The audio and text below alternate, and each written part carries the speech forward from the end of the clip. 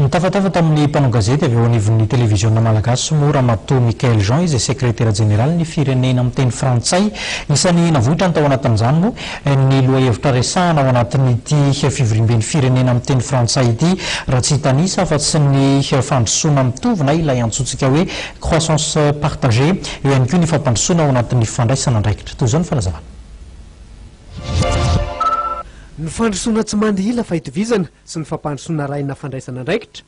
isan'ireo lohahevitra notsindrindra matoho Michael Jean secrétaire général ny francophonie ireo nandritra ny resadresaka nataony tamin'ny mpanao gazety io atoandro. Tsy azo iodivirana tokoa ny fandrosoana tsy mandehila indrindra amin'izao vanim-potoana iainantsika izao araka ny fanazavana nentina Andriamatoa Louis Amanna mpitondra tenin'ny secrétaire général ny francophonie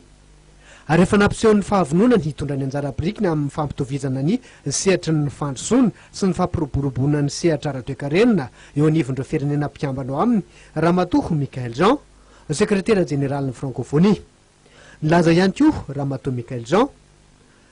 fa mila mandray andraikitra kosa ireo mpitondra firenena raha toa ka te hampiroborobo ny fampandrosoana eo amin'ny firenena izay tantanany. Fantatra nandritra ny fotoana ihany koa fa efa nanokana 2,3 euro ny francophonie ho amin'ny Madagasikara amatsiana volany hisehatra ny fampandrosoana arak'asa ny fampianarana ny teny frantsay ary ny fametrahanareo ivitoerana antsoina hoe CLAC. Voaresaka nandritra ny fotoana ihany koa ny mahakasika ireo tombontsoa ho azon'ny malagasy mandritra sy aorian'ny francophonie.